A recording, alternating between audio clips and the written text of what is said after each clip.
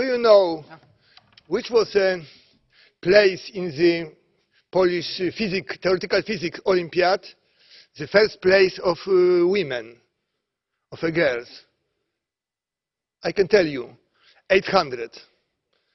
Do you know how many women are in the first 100 of chess players? I tell you, no one. And of course, women must earn less than men, because they are weaker, they are smaller, they are less intelligent, and they must earn less. That's all.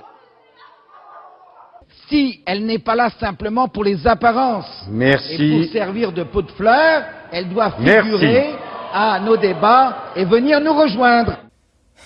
Ouais. Les stéréotypes sont encore à l'origine de nombreuses discriminations et d'inégalités, et ce même dans un sens politique. Et bien que de nombreux combats soient menés pour faire changer les mentalités, les stéréotypes et ses effets demeurent. Et malgré le fait que leur emploi puisse être d'une grande utilité pour catégoriser notre monde, ils peuvent, comme de nombreuses choses, être destructeurs si on en fait des abus. Et clairement, on en abuse, ouais. C'est moi ou il y a une ambiance de merde? Mais à défaut de savoir comment combattre efficacement les stéréotypes, on commence à mieux les cerner. Alors installez-vous confortablement, faites pause pour aller prendre à boire ou à manger si vous le sentez, et aujourd'hui on va aborder la menace du stéréotype.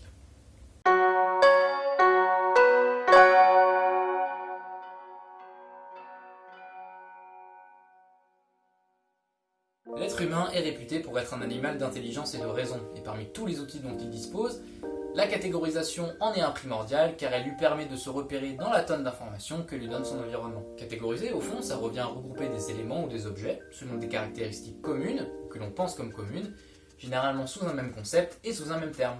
Et chaque concept ainsi créé sera déterminé ou défini à partir d'un ensemble restreint de qualités. Le mot restreint est important. Illustrons ça par un exemple. Prenons quelque chose de comestible, en forme de boule, qui tient dans la main, de couleur rouge, jaune ou verte, avec des graines à l'intérieur et une tige. Bon, je parle d'une pomme. Je pense que la plupart d'entre vous la vit à la maison. Ouais. Mais le mot en lui-même, pomme, si on le prend tout seul, il est ambigu. Il peut à la fois qualifier le modèle ou le concept abstrait de la pomme, que je viens de créer grâce à l'ensemble restreint de qualités que je viens de citer. Et ces quelques qualités-là, elles m'ont suffi pour que vous ayez trouvé la pomme, et pas n'importe quel autre fruit. En gros, toutes ces qualités ne s'appliquent en même temps que à la pomme. Mais il peut également qualifier chaque pomme de pomme réelle, qui a ses propres spécificités, et qui peut s'écarter plus ou moins du modèle. Et bien ce qu'on fait avec les pommes, on le fait aussi avec les gens. Et c'est là que les stéréotypes, qui sont une forme spéciale de catégorisation, interviennent. Avec les stéréotypes, on ne catégorise non plus des pommes, mais des individus, selon un ensemble restreint de qualités encore une fois. Donc ça peut être l'âge, le genre, le sexe, la profession, l'origine ethnique et j'en passe, formant ce qui est communément appelé des groupes sociaux. Ces groupes sociaux sont censés nous aider d'une part à plus facilement se représenter les personnes qui y appartiennent, et d'autre part à adapter notre langage et notre comportement face à eux. Naturellement, on ne parle pas de la même manière à une personne, selon qu'elle soit une femme, un enfant, un enseignant, etc., sans forcément que l'on s'en rende compte.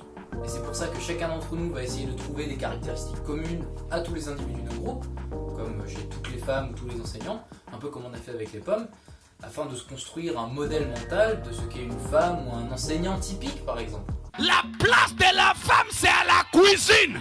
Non. Ce processus est évidemment très simplificateur et a généralement pour conséquence d'attribuer a priori une ou des caractéristiques, qu'elles soient physiques ou morales, à un individu sur la simple base de son appartenance à un groupe social. Et en fait, ce lien entre trait et groupe social, c'est ce qui fait un stéréotype. C'est humain d'être sujet au stéréotype, hein. Tout le monde y est plus ou moins sensible. Donc soit vous pensez valoir mieux que ça et vous pensez être complètement imperméable ou résistant aux stéréotypes, hein, soit vous considérez ou vous acceptez l'être humain et comme tout le monde d'avoir des limites. Hein. Voilà, faites votre choix. Non, il n'y a pas de choix en fait. Le mot lui-même, stéréotype, a deux racines grecques. On a typos, qui signifie l'empreinte ou la marque d'imprimerie, et qui correspond à l'image mentale que vous vous faites de quelqu'un ou d'un groupe social. Et ensuite on a stéréos, qui signifie solide ou fixe, et ça reflète le fait que cette image mentale, cette caricature, elle est difficilement modifiable une fois qu'elle est ancrée dans votre esprit. Ces associations entre traits et humains que tissent les stéréotypes ne sont en elles-mêmes pas forcément négatives.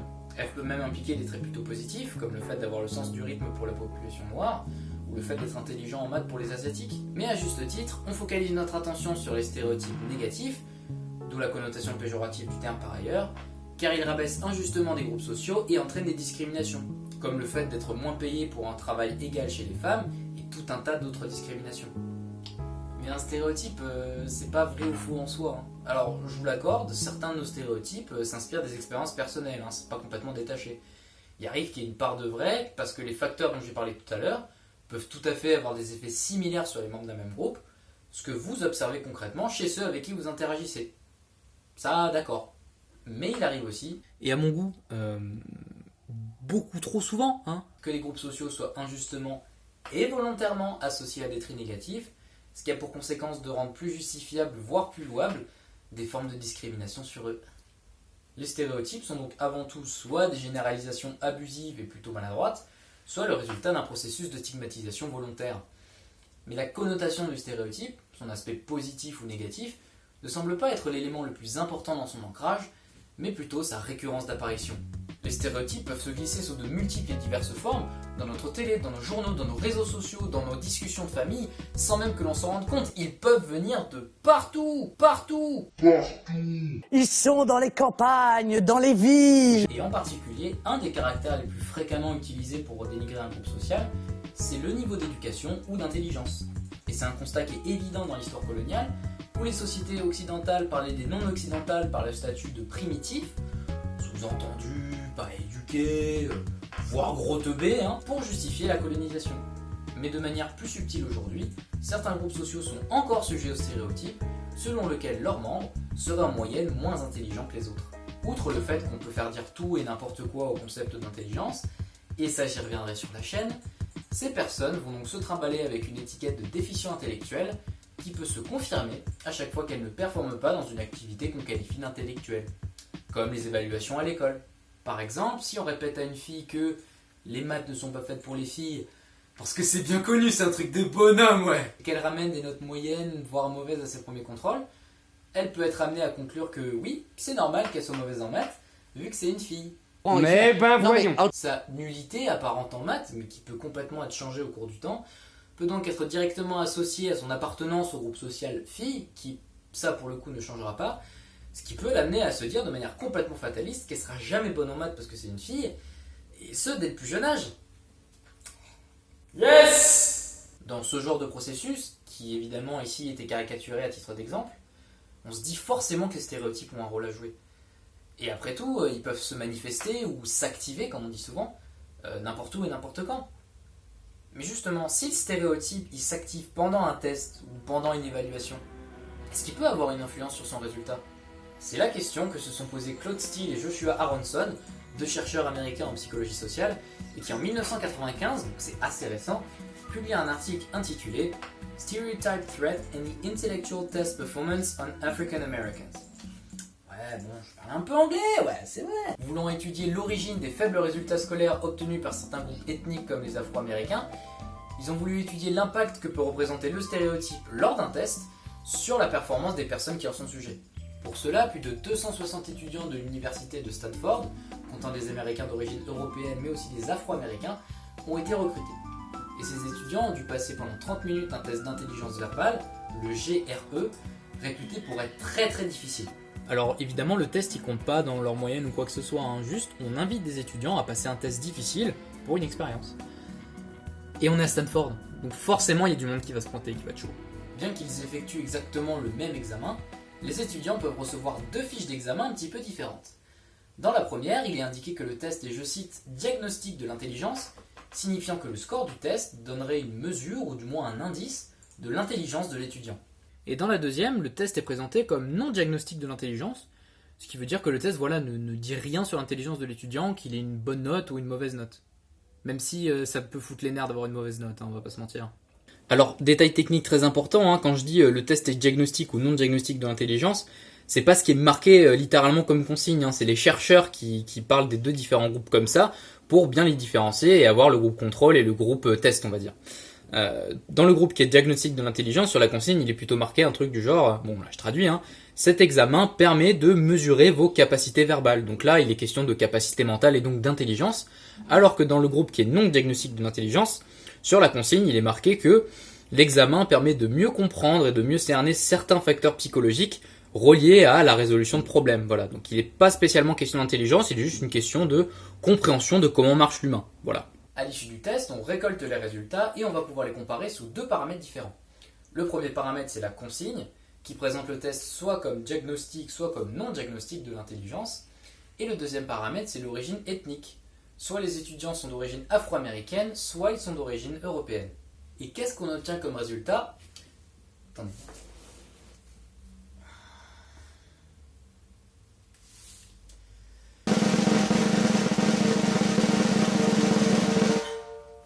Les Afro-Américains réussissent significativement moins bien le test lorsque le test est diagnostic de l'intelligence. Et voilà, mais c'était sûr en fait. C'était sûr. Bon, a priori, la seule chose qui change et qui est responsable de la différence des résultats, c'est la consigne du test, il n'y a que ça qui change. Mais il n'y a pas que ça dans le protocole expérimental quand même. Donc on va revenir dans le protocole plus en détail pour voir comment Steele et Aronson ont montré l'effet de la menace du stéréotype.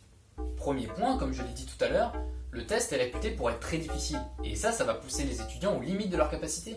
Pendant le test, ils vont devoir mobiliser toute leur concentration et toute leur mémoire, ce qui fait que tout élément perturbateur aura a fortiori un effet sur la performance. Si le test n'est pas assez difficile, voire trop facile pour la personne à qui on le donne, l'élément perturbateur, même s'il est là, il fera pas beaucoup de dégâts. Typiquement, si vous faites du calcul mental style 10 plus 24, c'est pas une mouche autour de vous qui va vous déconcentrer. Le deuxième point important, vous l'aurez sûrement compris, c'est cette petite consigne qui est moins anodine qu'on peut le croire. Vous n'êtes pas sans savoir que la population noire est toujours sujet au stéréotype selon lequel ils sont par nature, ou en moyenne, moins intelligents que les autres, et surtout des blancs, sinon c'est pas drôle. On est au XXIe siècle, je le rappelle, et pour reprendre les mots de Steele et Aronson dans leur article, je traduis, l'existence d'un stéréotype implique que tout acte y étant conforme le rend plus plausible, plus crédible, en tant que caractérisation de l'individu commettant ces actes, que ce soit aux yeux des autres ou de lui-même. Autrement dit, tout acte confirmant le stéréotype le renforce et le rend de plus en plus crédible comme définition de la personne qui commet cet acte. Et ça c'est plutôt vrai pour les croyances en général, même sans stéréotype. Tout événement ou tout acte qui est lié à une croyance, c'est une opportunité de la confirmer. Et malheureusement, c'est le même problème avec les stéréotypes négatifs. L'événement, ça devient carrément une menace, quoi. C'est pour ça qu'on dit menace du stéréotype.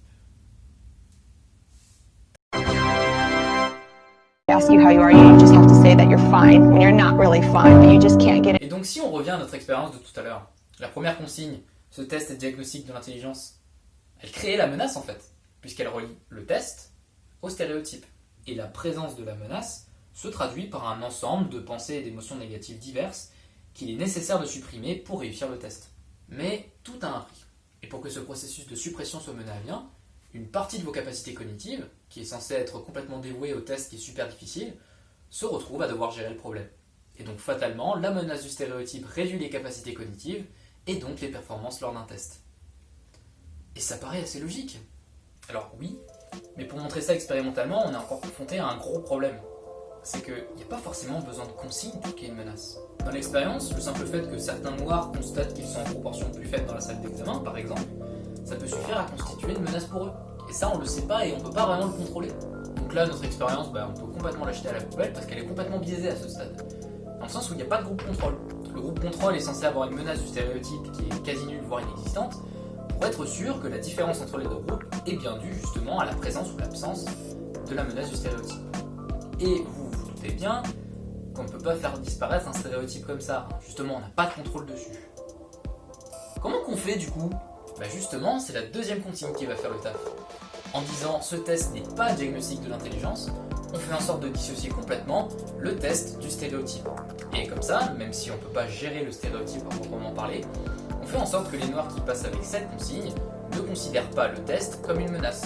Et donc a priori, le stéréotype n'aura pas d'effet sur leur performance. Et ça c'est vachement malin quand même. Habile. Donc grâce à cette consigne, on a un groupe contrôle, on peut comparer les deux groupes entre eux, et on peut dire que les différences, s'il y en a, sont uniquement dues à la menace du stéréotype. Et a fortiori, il y en a. On voit une égalité de résultats entre les blancs et les noirs dans la condition contrôle, sans menace du stéréotype, qui est mise à mal lorsque les noirs sont sujets à la menace du stéréotype. Et dans ce cas, leurs résultats diminuent significativement. Et pas chez les Européens d'ailleurs. Donc tout ce que je viens de vous présenter, de vous expliquer, c'est que la première étude qui a introduit le terme de menace du stéréotype. Et depuis ces 25 dernières années, d'autres chercheurs ont pu montrer que cela s'appliquait à d'autres stéréotypes et d'autres groupes sociaux. Par exemple, vous vous rappelez quand je vous ai parlé du stéréotype des Asiatiques sont plus forts en maths là au début de l'épisode ? eh ben, des Américains ont moins bien réussi à un test de maths lorsque la consigne disait que leurs résultats allaient être comparés à ceux des Asiatiques. Ce que montre cette étude, donc, c'est que des Blancs américains avec une bonne condition socio-économique et un haut niveau d'études, eh ben, même eux, ils sont sujets aux stéréotypes.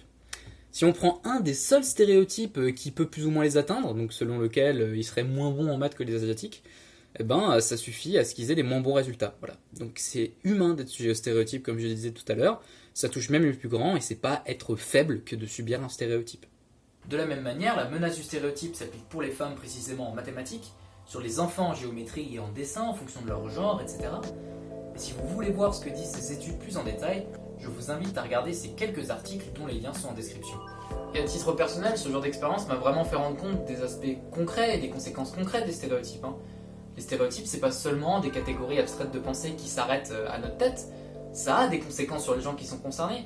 Et là, comme on vient de le voir, ça peut prédéterminer leur réussite scolaire, parce que ça prédétermine leurs résultats à des tests. Et la réussite scolaire, c'est tellement important dans le développement socio-économique de quelqu'un que c'est concret, quoi.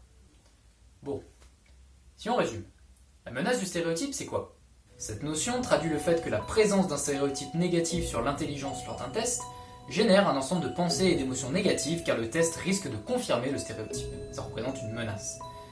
Pour les supprimer, les concernés dédient donc une partie de leur capacité mentale uniquement à la gestion de ces pensées, ce qui a pour effet de réduire leur capacité mentale lors du test et donc leurs résultats. La conséquence de tout ça, c'est que la simple présence d'un stéréotype peut contribuer à sa confirmation. Et ça, c'est un exemple typique de prophétie autoréalisatrice, qui peut donc arriver pendant les tests, comme on l'a vu tout à l'heure, mais qui peut arriver pendant toute la phase d'apprentissage à l'école en fait. Et je pense qu'on est beaucoup à s'être convaincus du fait qu'à l'école on n'était pas bon, je sais pas, en maths, en français ou en géo. Et ben le simple fait de penser ça, de développer une forme de croyance sur notre nullité finalement, et ben ça participe activement à nous faire foirer. Donc ça peut entraîner une baisse de motivation, une baisse de confiance en soi, ce qui fait qu'on prend moins de notes, qu'on fait moins nos exercices, qu'on participe moins en classe, qu'on révise plus tard, etc. etc. Chacun a sa manière de réagir à ça en fait. Mais l'idée, c'est que la présence d'une croyance négative entraîne tout un tas de comportements négatifs et contre-productifs qui seraient pas là ou qui seraient moins là si cette croyance n'était pas là à la base. Et ça paraît complètement paradoxal en fait. Et vous vous doutez bien que les stéréotypes négatifs de manière générale, que les gens y adhèrent plus ou moins, on s'en fout, bah ça ne peut être qu'un facteur aggravant de ce phénomène pour beaucoup de groupes sociaux. Parce que là on parlait d'incompétence de manière générale, mais là, avec les stéréotypes, on relie l'incompétence, on relie le fait de ne pas être bon dans quelque chose à l'identité de la personne, à son appartenance à un groupe social, littéralement. Mais ça, ce n'est que le revers de la médaille, parce qu'à l'inverse, des croyances positives peuvent nous mener vers des situations meilleures. Le fait que vous croyez en vous-même ou que quelqu'un croit en vous, ça peut permettre d'augmenter vos performances sportives ou intellectuelles. Et cet effet porte le nom d'effet Pygmalion, et ça montre toute l'importance d'avoir un environnement et des autorités, donc des profs, des coachs ou encore des parents, qui croient en vous. Donc si on doit retenir quelque chose de tout ça, c'est qu'il ne faut clairement pas sous-estimer la puissance des croyances dans notre manière de penser. Et en particulier, notre vie sociale, nos interactions, etc., elle est en partie dirigée par les stéréotypes, qui est une forme particulière de croyance. Alors ça ne veut pas dire qu'il faut complètement dénigrer les stéréotypes, ça reste quelque chose de relativement pratique qui permet de structurer et simplifier notre pensée. Ça nous donne des dalles sur lesquelles on peut marcher sans trop se casser la gueule, si vous voulez.